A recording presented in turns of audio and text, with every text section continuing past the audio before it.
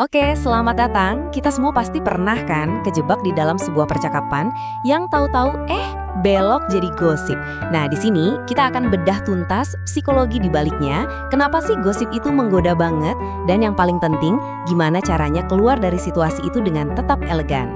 Coba kita mulai dari sini deh. Pernah nggak kamu ada di posisi itu? Kamu cuma diam, dengerin aja, sama sekali nggak nimbrung. Tapi anehnya setelah obrolan selesai, ada rasa nggak enak, rasa bersalah yang nyangkut di hati. Kalau pernah, tenang, kamu nggak sendirian kok. Nah, perasaan bersalah inilah titik awal kita. Ini bukan soal menghakimi diri sendiri ya, tapi ini adalah sebuah pengalaman yang hampir semua orang pernah rasakan. Kita akan coba jelajahi bareng-bareng untuk ngerti apa sih yang sebenarnya terjadi dalam diri kita.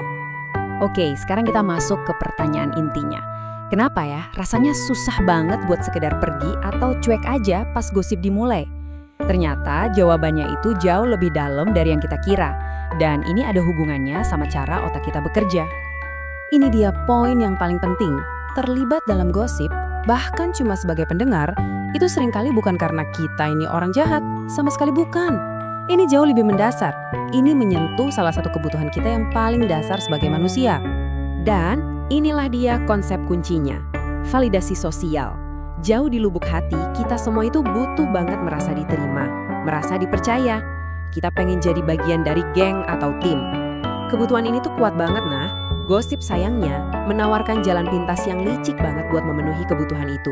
Nah, ini dia cara kerjanya. Gosip itu kayak jalan pintas yang licik banget buat dapat validasi. Waktu ada yang bagiin info rahasia ke kita, otomatis kita ngerasa, wah gue dipercaya nih. Kita jadi ngerasa bagian dari lingkaran dalam. Tapi ada juga rasa takutnya. Kalau kita nggak ikutan atau kita diem aja, kita takut dianggap nggak asik atau sok suci. Dan akhirnya, dikucilkan. Sekarang, ayo kita lihat sisi sebaliknya. Karena meskipun saat itu rasanya seru dan menyatukan, ikut dalam gosip itu punya biaya psikologis yang sering banget nggak kita sadari saat itu juga. Nah, ini dia dampak nyatanya. Kamu mungkin jadi ngerasa lebih cemas atau gelisah tanpa tahu sebabnya. Pikiran kamu sendiri tahu-tahu jadi lebih sering mikirin hal-hal negatif. Dan yang paling ironis, aktivitas yang seolah-olah membangun ikatan ini justru pelan-pelan malah ngerusak kemampuan kita buat bener-bener percaya sama orang lain. Kutipan ini, ini kena banget sih. Ini ngejelasin semuanya. Secara nggak sadar, otak kita itu merekam sebuah pola. Kalau temen ngobrol kita segitu gampangnya ngomongin keburukan orang lain di depan kita, yang nggak ada jaminan dia nggak akan ngelakuin hal yang sama tentang kita di belakang kan? Kepercayaan pun jadi terkikis. Oke, cukup teorinya. Kita udah paham masalahnya. Sekarang waktunya buat solusi yang praktis. Ini bukan soal konfrontasi atau marah-marah ya. Ini tentang punya alat yang tepat buat keluar dari situasi nggak enak itu dengan tetap anggun. Ini dia 5 strategi yang bakal kita bedah satu persatu. Anggap aja ini kayak contekan kamu buat menghadapi obrolan yang mulai nggak nyaman tanpa harus bikin suasana jadi canggung. Strategi pertama, pengalihan topik yang natural. Ini kelihatannya simpel banget, tapi luar biasa efektif. Otak kita itu gampang banget dialihkan fokusnya. Cukup dengan ngajuin pertanyaan yang sama sekali nggak nyambung dan lebih personal, kamu bisa mengarahkan ulang energi obrolan itu secara halus. Lanjut, strategi kedua. Sikap netral. Respons kayak gini tuh dewasa banget dan aman. Kamu nggak lagi ngebela siapapun, tapi juga nggak ikutan nyerang. Kamu cuma masukin ide kalau mungkin aja ceritanya nggak sesimpel itu. Ini secara efektif langsung ngerem laju penghakiman. Yang ketiga, diam aktif. Kuncinya itu satu, gosip itu hidup karena reaksi. Jadi, kalau kamu nggak kasih bensin, kayak detail tambahan atau reaksi emosional yang heboh, lama-lama api gosipnya bakal padam sendiri.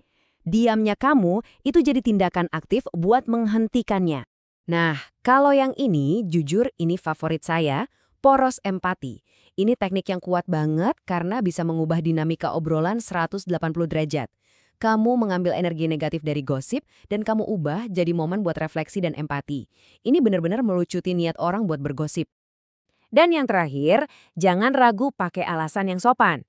Kadang-kadang cara paling ampuh ya dengan menarik diri kita dari situ. Ingat ya, menjaga kedamaian batin kamu itu prioritas. Dan pergi dengan sopan adalah tindakan melindungi diri yang sangat cerdas. Oke, kita sudah hampir di akhir. Coba deh kita lihat lagi semua ini dari sudut pandang yang berbeda. Ini tuh bukan cuma soal menghindari hal yang negatif, tapi ini tentang secara aktif menumbuhkan sesuatu yang positif di dalam diri kita. Dan ini dia pesan utamanya. Keputusan buat nggak terlibat itu bukan soal ngerasa diri lebih baik dari orang lain. Sama sekali bukan. Ini adalah bentuk self-care, bentuk perlindungan diri. Kamu secara sadar memilih buat melindungi ruang mental dan emosional kamu dari hal-hal negatif yang nggak perlu. Jadi, saya akan tinggalkan kamu dengan satu pertanyaan ini untuk direnungkan. Seringkali, kualitas pikiran kita adalah cerminan langsung dari kualitas percakapan yang kita izinkan masuk ke dalam hidup kita.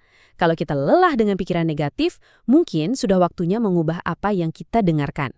Pilihan pada akhirnya ada di tangan kita.